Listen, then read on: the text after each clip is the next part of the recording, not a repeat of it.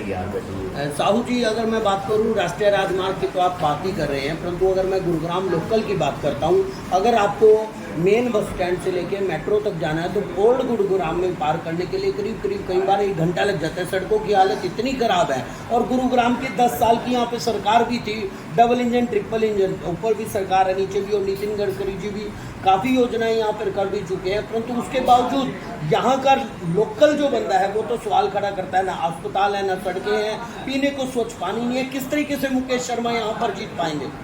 देखिए, पिछले अगर हम बात करें, पिछले 70 सालों से दिल्ली से लगा हुआ ये हरियाणा राज्य, आप ये देख सकते हैं कि भारतीय जनता पार्टी की सरकार कितने साल रही, कांग्रेस की सरकार कितने साल रही, लेकिन आज अगर हम ये बोल सकते हैं, जब से सरकार डबल इंजन की सरकार है, पूरे हरियाणा की बात कर, हरियाणा के कई ज़िलों में मेरा प्रवास हुआ है।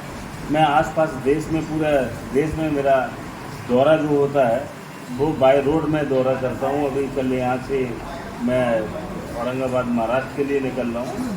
निश्चित ही हर जगह कहीं देखिए विकास कार्य, कहीं पुलिया बन रही, रोड बन रही, कहीं जो है आपके फ्लाईओवर मिल रहे, उसके कारण कई बार जो है रोड अवरुद्ध होते हैं, डिवाइडर होकर के दूसरे मार्ग से जाना पड़ता है। ये हम कह सकते हैं इस चुनाव में कि आने वाले समय में जहाँ बहुत अधिक विकास हरियाणा को हो चुका है, जहाँ नहीं हुआ तो आने वाले समय में और विकास होगा। उसके लिए हमारे क्षेत्र की जनता को भारतीय जनता पार्टी के पक्ष में वोट देने जा रही है। यहाँ स्थानीय विधायक मुकेश जी बनकर के आ रहे हैं, निश्चित ही वो विकास का कार्य करेंगे। विकास पुरुष हमारे जो मुकेश जी एक नई क्रांति गुरुग्राम विधानसभा क्षेत्र। एक अंतिम सवाल मेरा ये रहता है कि अभी हम बात करेंगे यहाँ पे मुकेश शर्मा के सामने एक बीजेपी से बागी उम्मीदवार खड़े हुए हैं, जो बीजेपी से वो तोड़ के अब ना उम्मीदवार लगे हैं, वो मजबूत भी दिख रहे हैं। वहाँ पर क्या कहेंगे? क्या बीजेपी जो लोग हैं वो राष्ट्रवादी हित में वोट करेंगे या स्थानीय मुद्दों को लेकर उधर जाएंगे? वहाँ पर क्या देखिए, आज का मतदाता है वो बहुत जागरूक है, जागरूक हो चुका।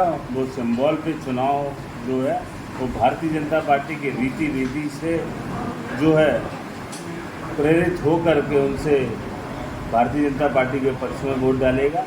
चुनाव का समय माहौल जब होता है तो वो उसका कुछ शुरुआती समय में कुछ और होता है। मैं यहाँ तक देखा कि सिर्फ कमल ही खिलेगा, ये वोटर बोल रहे हैं, और आने वाले समय में 5 तारीख को चुनाव में ये मत जो पड़ेगा वो गिनती के बाद है, आप सभी को समझ में सामने दिखाई देगा कि हमारे भारतीय जनता पार्टी का प्रत्याशी इस विधानसभा से जीत गया। आप हरियाणा में कई जगह पर प्रवास किए हुए हो, आप ये बताइए कितनी सीटें ले रहे हैं बीजेपी से?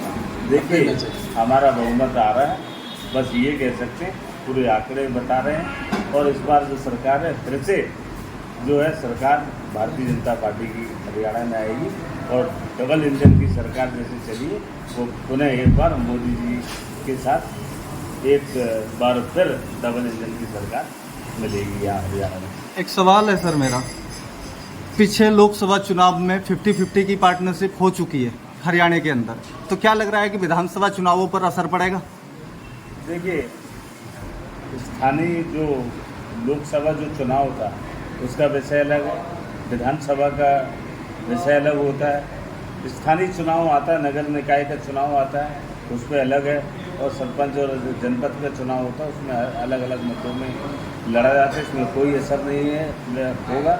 हमारी सरकार फिर से बन के आ रही है, और हमारे विधायक जो है फिर से जीत करके आ रहे हैं। तो आपने सुना 8 तारीख को ये तो क्लियर ही हो जाएगा कि